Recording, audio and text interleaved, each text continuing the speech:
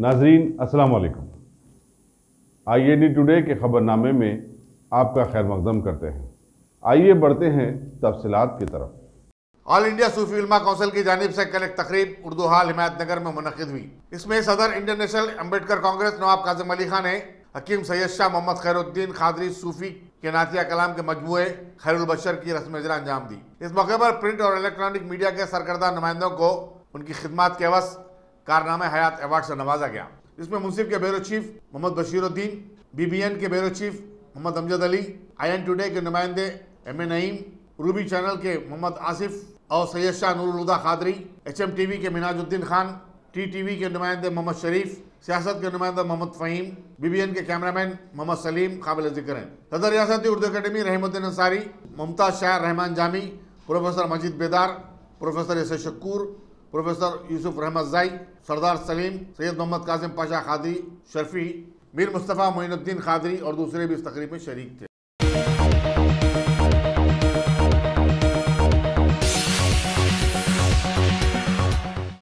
Mind space junction के पास हाल ही में इफ्तिताह किए गए बायोडाइवर्सिटी फ्लाईओवर पर से एक तेज रफ्तार कार के गिर जाने के नतीजे में एक खातून हलाक और दूसरे 3 जख्मी हो गए। यह हादसा आज तकरीबन दोपहर 1 बजे के करीब पेश आया। पुलिस रायदुर्गम मसरूफ़ तहकीकात है।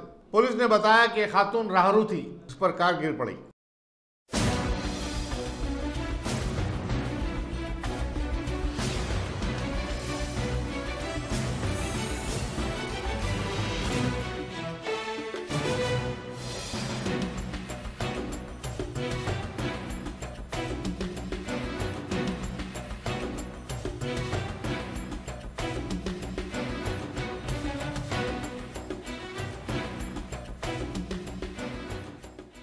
సిగ్నల్ దగ్గర నుంచి ఫోన్ వస్తే లెఫ్ట్ సైడ్ లో ఇట్లా ఆగాను. గచ్చిబౌలి నుంచి ఇట్లా వస్తుంటే లెఫ్ట్ సైడ్ లో ఫోన్ వస్తే ఆగాను. ఆగుతుంటే పైనుంచి ర్యాష్ డ్రైవింగ్ అది. నేనేమన్నా షూటింగ్ జరుగుతుందేమని హెల్మెట్ తోటి పైకి అలా చూస్తున్నాను. చూస్తుంటే అతను కంట్రోల్ కాకుండా ఆ చెట్టు మీద పడిపోయి చెట్టు కింద 2 అమ్మాయిలు జెంట్స్ ఉన్నారు సార్. పడిపోగానే స్పాట్ డెడ్ ఒక ఆమె చనిపోయింది, లివర్ పడిపోయింది ఆమెది. ప్లస్ ఇంకొకటి ఏంటంటే ఒక ఆమె నడుము విరిగిపోయింది. ముస్లిం అమ్మాయి ఇంటర్వ్యూకి వచ్చిందంట, ఆటో బస్ కోసం వెయిట్ చేస్తుంది.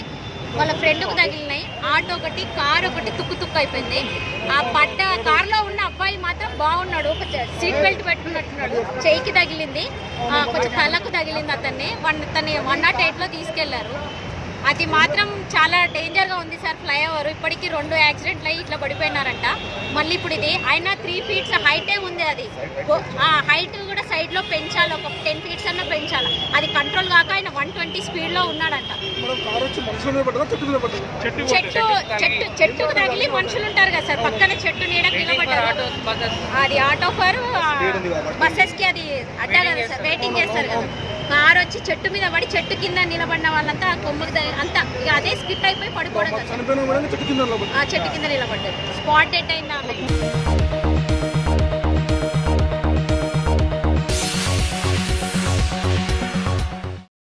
तेलंगाना हाईकोर्ट ने RTC की 5100 बस रूट्स को खांगियाने के फैसले को चैलेंज करने वाली दरखास्त को मुस्तरद कर दिया। चीफ जस्टिस रघविंदर सिंह चौहान और जस्टिस अभिषेक रेड्डी पर मुश्तमिल 2 रुकनी बेंच के फैसले के बाद RTC को खांगियाने की राह हमवार हो गई है। वाज़ेह है कि इसी बेंच ने RTC की हड़ताल को खत्म करवाने के मामले में मदाखलत करने से भी इनकार करते हुए उसे लेबर कोर्ट के हवाले कर दिया था। अदालत ने एक और PL पर कहा कि हुकूमत ने 50% बसों को खांगियाने से मुतालिक अभी कोई फैसला नहीं लिया है, चुनाचे इससे मुतालिक बिल को चैलेंज करना काबिल वक्त होगा।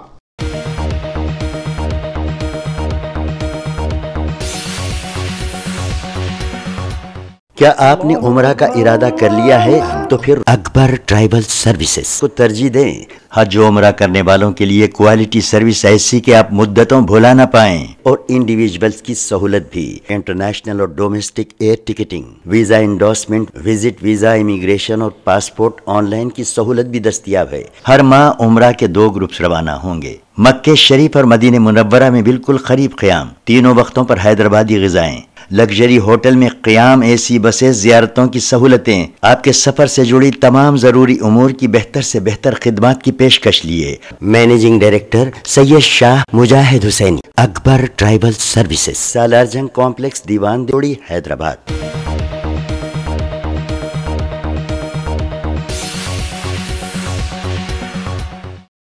कुंडापुर में वीणु एकेडमी के पास कल रात एक शख्स की नाश खून में लुथपुथ पाई गई। उसके जिस्म पर चाकू के ज़रबात भी थे। वेंकट श्रीनिवास और उनके साथी विजय बैडमिंटन खेलने जा रहे थे कि उन्हें ये नाश दिखाई दी। चुनाचे उन्होंने पुलिस को फोन किया। उसे करीबी मेडिकेयर हॉस्पिटल ले जाया गया, जहां उसे मुर्दा करार दिया गया। मुतफिक की शिनाख्त रामनगर मुशराबाद के 46 साल सत्यनारायण रेड्डी की हैसियत से की गई है। पुलिस गच्ची बल्ली मसरूफ़ तहकीकात है।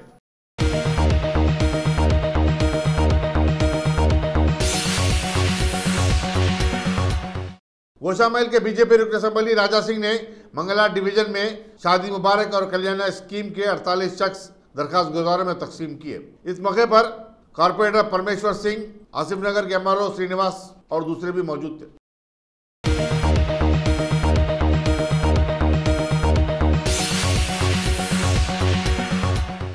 लेक पुलिस ने आज सुबह हुसैन सागर तालाब में छलांग लगाकर खुदकशी करने की कोशिश करने वाली एक खातून को बचा लिया। पुलिस के मुताबिक यह खातून एएस राव नगर की रहने वाली थी और अपने शौहर से रोजाना के झगड़ों से तंग आकर अपनी जिंदगी को खत्म करना चाहती थी।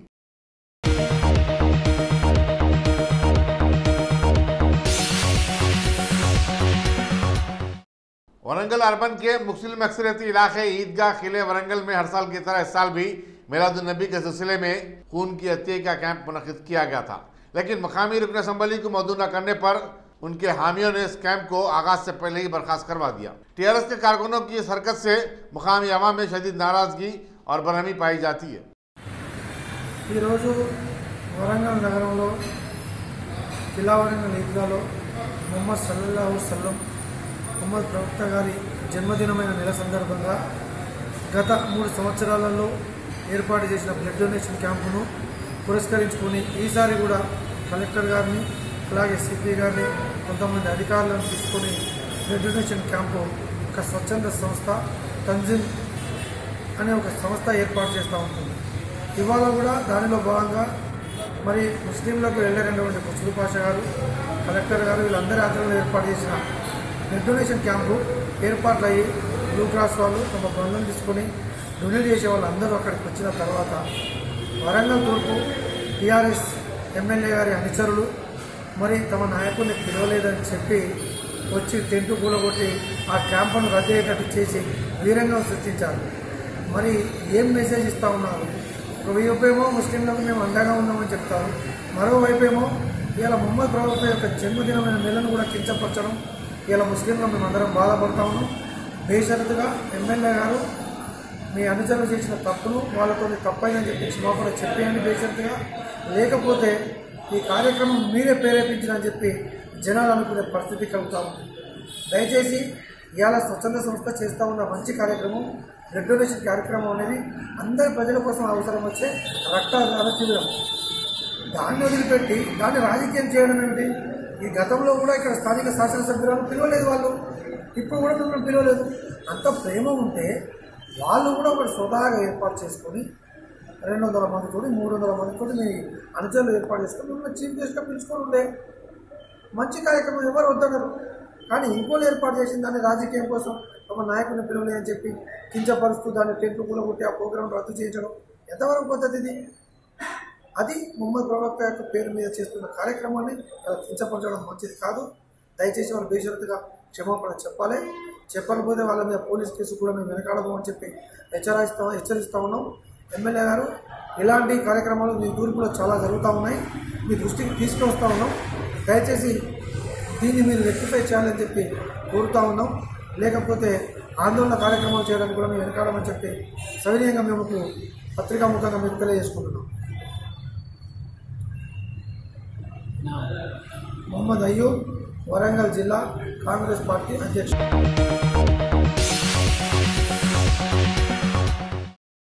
Top selection computers. अगर आप टेक्नोलॉजी के दौर में रहते हुए टेक्नोलॉजी से दूर हैं तो सोचिए मत, आइए एक बार खिदमत का मौका दीजिए। हमारे यहाँ branded computers Dell, HP, Lenovo, laptop accessories उम्दा क्वालिटी निहायत ही वाजबी दाम पर दस्तयाब है। स्कूल, कॉलेज, कॉर्पोरेट, ऑफिस वगैरह में बल्क क्वांटिटी में सप्लाई की जाती है। इसके साथ साथ हमारे यहाँ माहिर टेक्नीशियंस की निगरानी में रिपेयर की सहूलत भी मौजूद है। अगर आप अपने घर, दुकान, सोसाइटी, स्कूल वगैरह को सेफ और क्राइम फ्री बनाना चाहते हो तो इंस्टॉल कीजिए सीसीटीवी कैमरा जो HD क्लियरिटी के साथ दस्तयाब है। गुज़िश्ता 10 साल से मुल्क भर में अपनी इन तमाम खिदमात को जारी रखते हुए आपके एतमाद को बरकरार रखने वाला नाम top selection computers, Vijayanagar colony beside Riyan hotel Hyderabad. Director Syed Rashid Ali. Phone 9849715954। Top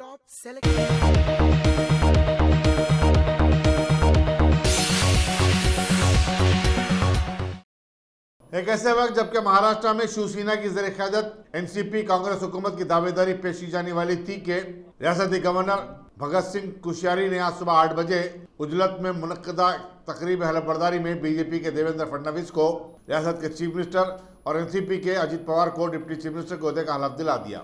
इस खबर के आम होते ही पूरी रियासत में एक सियासी भौचाल आ गया। तकरीब हलफबरदारी में बीजेपी और एनसीपी के कायदीन के अलावा अहम सरकारी ओहदेदार भी शरीक थे। बाकायदा मीडिया से बातचीत करते हुए चीफ मिनिस्टर फडणवीस ने दूसरी मरतबा चीफ मिनिस्टर के ओहदे का हलफ लिया है। इसके साथ ही मरकजी वज़ीर दाखिला ने रियासत में नाफिज सदराज बर्खास्त कर दिए जाने का ऐलान जारी कर दिया। बाकायदा खबरी नुमाइंदों से बातचीत करते हुए रियासत के चीफ मिनिस्टर फडणवीस ने कहा कि गुज़िश्ता माह चुनाव में अवाम ने शिवसेना बीजेपी इत्तेहाद को खत एतमाद दिया था, लेकिन शिवसेना बाज़ इख्तलाफात को लेकर बीजेपी से अलग हो गई। अजित पवार ने कहा कि रियासत में एक मुस्तहकम हुकूमत के क़याम के लिए उन्होंने बीजेपी की तायीद की है।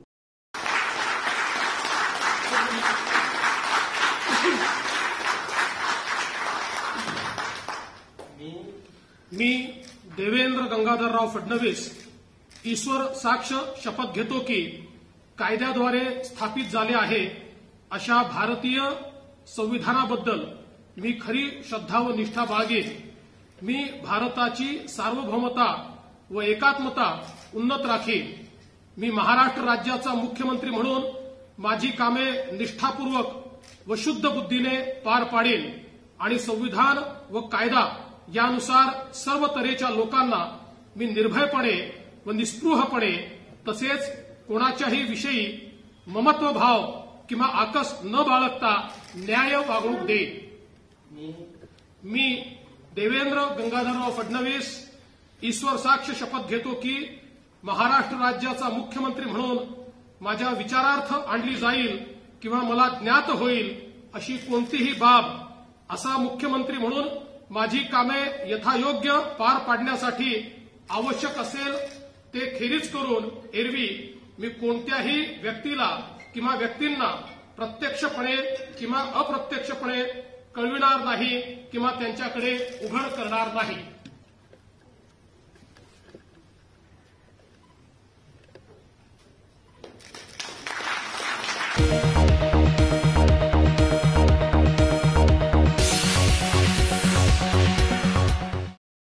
मराठा सम्राट और एनसीपी के सदर शरद पवार ने आज कहा है कि बीजेपी के साथ मिलकर महाराष्ट्र में हुकूमत बनाने उनके भतीजे अजित पवार का फैसला डिसिप्लिन शिकनी की तारीफ में आता है और उनके खिलाफ कानून मुखालिफ इनहराफ के तहत कार्रवाई की जाएगी। मुंबई में शिवसेना के सरबराह उद्धव ठाकरे के साथ एक प्रेस कॉन्फ्रेंस से खिताब करते हुए शरद पवार ने कहा कि एनसीपी का कोई भी कारकुन एनसीपी और बीजेपी हुकूमत के हक में नहीं है।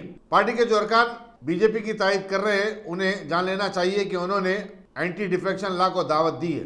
जब भी इन हलकों में चुनाव होंगे कांग्रेस, एनसीपी और शिवसेना इत्तेहाद उनका मुत्तहिदा तौर पर मुकाबला करते हुए उन्हें हरा दिया जाएगा। उन्होंने बताया कि एनसीपी के 54 नामंतखब अरकान असेंबली ने अपने नाम और हलकों के साथ एक कागज पर दस्तखत किए थे और इसी कागज को गवर्नर को तायदी मकतूब के तौर पर पेश कर दिया गया और अगर ऐसा हुआ है तो गवर्नर को भी गुमराह किया गया है। उन्होंने कहा कि ये कागज लेजिस्लेटिव पार्टी के लीडर की हैसियत से अजित पवार के पास महफूज था। उन्होंने बताया कि उनकी इत्तला के बगैर जो अरकान असेंबली राजभवन गए थे उन्होंने उनसे राब्ता करके बताया कि किस तरह उन्हें गुमराह किया गया। इन अरकान असेंबली में बुल्डाना के राजेंद्र सिंघा से और बीड़ के संदीप कारसागर प्रेस कॉन्फ्रेंस में मौजूद थे। उन्होंने बताया कि पार्टी के रुकन असेंबली धनंजय मुंडे ने उन्हें सुबह 7 बजे अपने घर पर तलब किया और वहां से सीधा राजभवन लेकर चले गए। शरद पवार ने बताया कि जो अरकान असेंबली लाइलमी से राजभवन गए थे उनके खिलाफ कोई कार्रवाई नहीं होगी। इसी दौरान एनसीपी लेजिस्लेटिव पार्टी का इजलास तलब किया गया है ताकि नए पार्टी के लीडर का इंतखाब किया जा सके।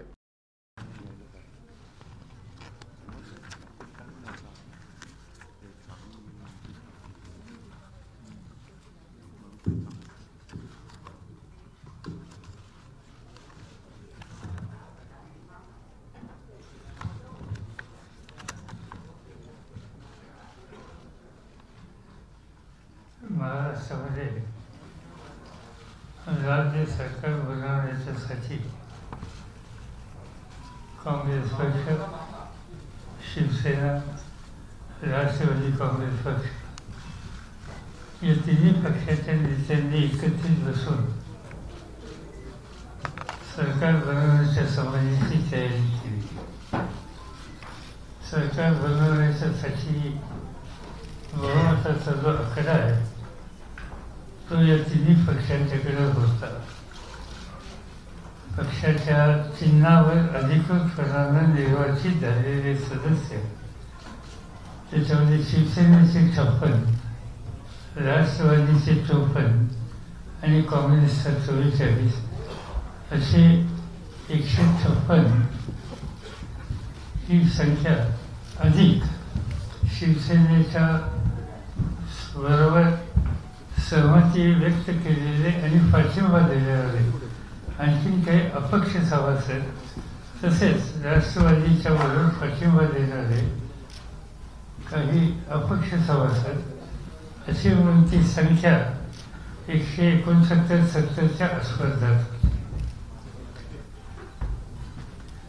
काल आमची बैठक झाल्याच्या नंतर काही प्रश्नाच्या संबंधी बैठकीमध्ये कार्यक्रमाच्या संबंधी चर्चा होत असताना काही गोष्टी घडल्या आणि आम्हाला विशेषतः मला सकाळी 6:30-7:15 एका सहकार्याने टेलिफोन करून कळवलं की राजभवनवर आम्ही या ठिकाणी आलेलो आहोत, आम्हाला आणले.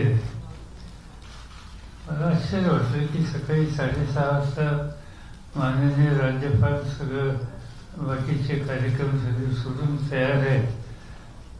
महाराष्ट्राच्या राजभवनामध्ये इफिशियन्सी फारच वाढली याचा मला आनंद झाला आणि ती माहिती आम्ही सगळी घेतली आणि नंतर लक्षात आलं की अजित पवार यांच्या नेतृत्वाखाली राष्ट्रवादी काँग्रेसचे काही सदस्य त्या ठिकाणी गेलेले. नंतर थोड्या वेळातच पाहायलाही मिळालं टेलिव्हिजनवर की मुख्यमंत्री पदाची शपथ देवेंद्र फडणवीसांनी घेतली आणि उपमुख्यमंत्री पदाची शपथ ही अजित पवारांनी घेतली. हा जो काही निर्णय अजित पवारांचा आहे हाच राष्ट्रवादी काँग्रेस पक्षाच्या पूर्णपणानं धोरणाच्या विरुद्ध आहे. एका प्रकारे हा शिस्तबद्धाला निर्णय घेण्याच्यासाठी आवश्यक असलेला अशा प्रकारचा हा निर्णय आणि राष्ट्रवादी काँग्रेस पक्षाचा विधिमंडळाचा सभासद असो किंवा राज्यामध्ये काम करणारा कुठलाही कार्यकर्ता असो, जो प्रामाणिक राष्ट्रवादीचा कार्यकर्ता आहे तो भारतीय जनता पार्टीच्या बरोबर सरकार बनवण्याच्या प्रक्रियेमध्ये सहभागी होणाऱ्या पक्षाच्या कोणत्याही व्यक्तीला त्याच्या सभेत तो राहणार नाही याचा मला विश्वास आहे. जे काही सदस्य त्या ठिकाणी दिले गेले त्यांना पूर्ण माहिती असावी असं मला पहिल्या वेळापासून वाटत होतं. त्याच्यामध्ये जे काही सदस्य गेले आणि जे जाणार असतील, कारण अजून आम्हाला त्याची खात्री नाही सगळ्यांची, ते जाणार असतील त्यांना 2 गोष्टी आहेत की आपल्या देशामध्ये पक्षांतर बंदीचा कायदा आहे आणि पक्षांतर बंदीच्या कायद्याच्या तरतुदीला ते आकर्षित होतात. त्यामुळे त्यांचं सदस्यत्व हे संकटावर येईल किंवा जाण्याची शक्यता नाकारता येत नाही. हा पहिला मुद्दा आहे. आणि त्याहीपेक्षा महाराष्ट्रामध्ये जन्मानच जो आम्ही बघतो आहोत तो भारतीय जनता पार्टीच्या सभेत सरकार बनवण्याच्या सक्त विरोधी आहे आणि त्यामुळे सक्त विरोधी जन्मत असलेल्याची नोंद न घेता कोणी निर्णय घेतले असतील तर अशा व्यक्तींच्या संबंधी माझी खात्री आहे की त्यांचा मतदारसंघातला सर्वसामान्य माणूस त्यांच्या भूमिकेला कदापि पाठिंबा देणार नाही. याशिवाय उद्याच्या त्यांचं सदस्यत्व गेलं किंवा सदस्यत्वाचा राजीनामा त्यांनी दिला आणि पुन्हा निवडणुकीच्या संबंधीची भूमिका घेतली तर शिवसेना, काँग्रेस आणि राष्ट्रवादी काँग्रेस या तिन्ही पक्षांच्या वतीने त्या व्यक्तीचा पराभव करण्याच्यासाठी जे काही करावं लागेल ते करण्याच्या संबंधीची काळजी या तिन्ही पक्षांच्या कार्यकर्त्यांच्याकडून घेतली जाईल याचा मला स्वतःला पूर्णपणाने विश्वास आहे. आता जे आमची माहिती अशी म्हणजे अजून कन्फर्म नाही सगळी की 10 ते 11 सदस्य त्याच्यामध्ये सहभागी झालेले होते. त्या 10 ते 11 सदस्य कोण त्याचे साधारणतः फोटो टेलिव्हिजन याच्यावर पाहिल्याच्या नंतर लक्षात आलेले आहे. आणि हा सगळा प्रकार घडल्याच्या नंतर काही एक सदस्यांनी आमच्याशी संपर्क साधायला सुरुवात केली. तर या ठिकाणी उदाहरणार्थ डॉक्टर शिंगणे जे बुलढाणा जिल्ह्यातून निर्वाचित झाले, सिनियर मेंबर आहेत, पूर्वी राज्य सरकारच्या मंत्रिमंडळात सुद्धा होते, ते त्या ठिकाणी होते. हे आमच्या पाहण्यात आलं. राजभवनावरून त्यांची सुटका झाल्याच्या नंतर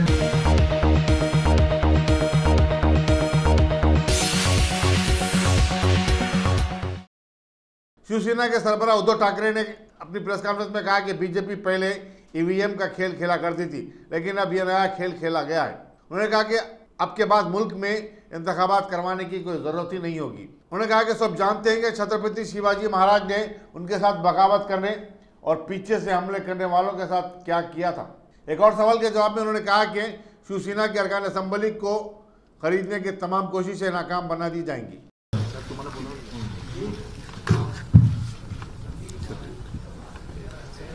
माननीय पवार साहेबांनी एकूणच चित्र अत्यंत स्पष्ट शब्दात आपल्यासमोर दाखवलेलं आहे. एकूणच आपल्या देशामध्ये जो काही लोकशाहीच्या नावाने खेळ चाललेला आहे, हा खेळ संपूर्ण देशालाच लाजिरवाणा.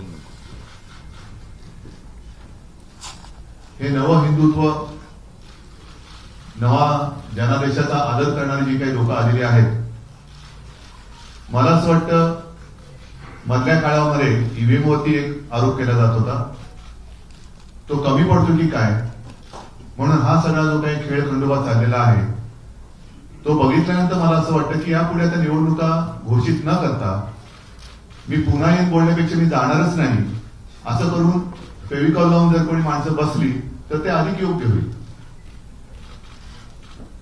जनादेशाचा अनादर जो काही आम्ही केलाय असा आमच्यावरती आरोप केला जातो. आपल्याला सर्वांना कल्पना आहे शिवसेना जे काही करते ते उघडपणाने करते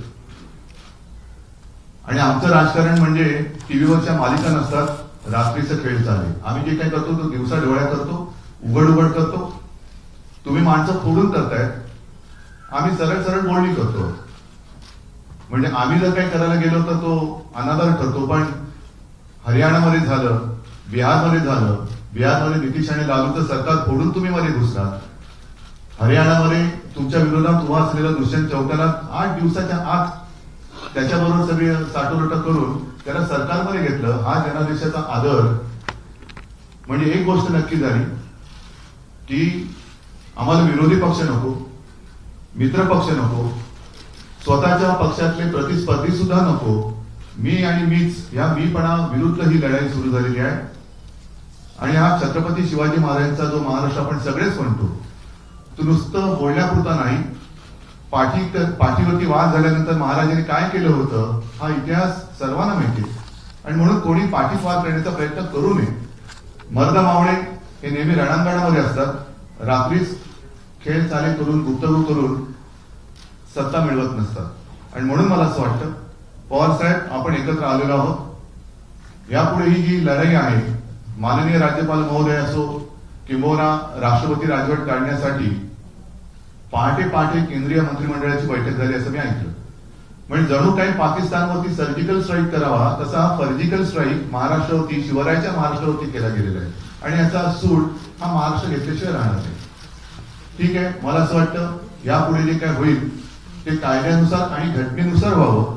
घटनाबाह्य काही करू नये आणि होऊ नये एवढीच माझी अपेक्षा आहे. बाकी पुढे जे जे काय होईल एक निश्चित की आम्ही एकत्र आहोत आणि एकत्र राहू. बाकी आणखी 2 आमदार येत आहेत तर या पलीकडे जास्त बोलण्यासारखं नाही. पुढे जे होईल ते आपण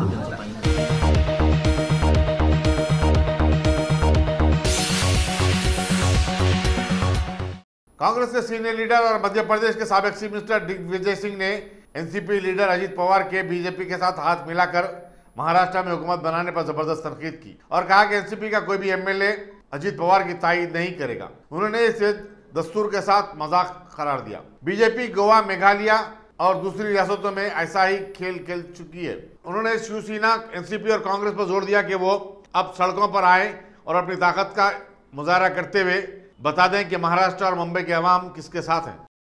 प्रूव करने का स्थान नहीं हो सकता, वो विधानसभा होती है और उसमें सिंगल लार्जेस्ट पार्टी को बुलाना चाहिए और सिंगल लार्जेस्ट पार्टी को बुलाकर और उसे मौका देना चाहिए। उन्होंने बुलाया, सिंगल लार्जेस्ट पार्टी ने मना कर दी, हम नहीं बना सकते। रातों रात क्या हुआ हम नहीं समझ पा रहे हैं। एनसीपी की डिप्टी चीफ मिनिस्टर और भाजपा के चीफ मिनिस्टर बना दिए गए। मेरा प्रश्न यह है कि क्या माननीय राज्यपाल जी को एनसीपी के अध्यक्ष श्री जयंत पाटिल का लेटर गया? मेरा उनसे प्रश्न यह है, सभी एनसीपी के विधायकों का हस्ताक्षरित पत्र इनको दिया गया? यदि नहीं दिया गया तो फिर किस आधार पर उन्होंने फडणवीस जी और अजीत पवार जी को एनसीपी के उन्होंने शपथ ग्रहण कराई? ये घोर असंवैधानिक है और यही इन्होंने गोवा में किए, मेघालय में किए, मणिपुर में किए और अब यहाँ महाराष्ट्र में किए। यह संविधान के का मखौल उड़ाया जा रहा है। और मोदी जी, जहाँ तक सवाल है, ये देवेंद्र फडणवीस अजीत पवार जी के भ्रष्टाचार के प्रकरणों को उन्होंने मुद्दा बनाया। गांव गांव गए, जिले जिले गए, शहर शहर गए, विधानसभा में, विधानसभा के बाहर। आज वो उप मुख्यमंत्री होंगे, उन प्रकरण का क्या होगा? जो प्रकरण दर्ज हुए हैं उनका क्या होगा? बात यही है, चुनाव के पहले ना खाऊंगा ना खाने दूंगा। अब प्रधानमंत्री बनने के बाद खूब खाओ, खाकर खूब खिलाओ और ईडी, आईटी, सीबीआई से मुक्ति पाओ। बिल्कुल एनसीपी का कोई विधायक उनके साथ नहीं जाने वाला। बिल्कुल सड़क पर उतरना चाहिए संविधान की रक्षा के लिए। ये चुनौती है उद्धव ठाकरे जी को, क्या ताकत है शिवसेना की, मुंबई में दिखा दें।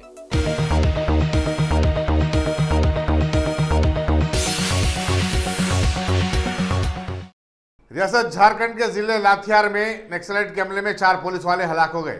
एक सीनियर पुलिस अधिकारी ने बताया कि मुसल्लह इंतहा पसंदों ने कल रात चंडुआ पुलिस स्टेशन के हदूद में एक पेट्रोल वैन पर हमला कर दिया। महलूकीन की शिनाख्त एक एएसआई सकरा ओरन, होमगार्ड जवान सिकंदर सिंह, जमुना प्रसाद और शंभू प्रसाद की हैसियत से की गई है। चीफ मिनिस्टर रघुबीर दास ने इस हमले की मजम्मत की और पुलिस वालों की मौत पर गहरे दुख का इजहार किया।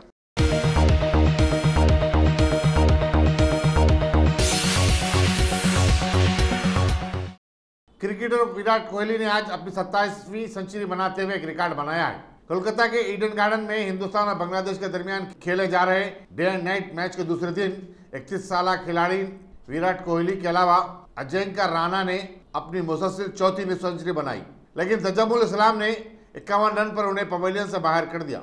दूसरे दिन के खेल का आगाज शतरंज के नामवर खिलाड़ी विश्वनाथन आनंद और मैक्सन कार्लस ने घंटी बजाकर किया। बांग्लादेश की टीम पहली इनिंग में 106 रन बनाकर ढेर हो गई।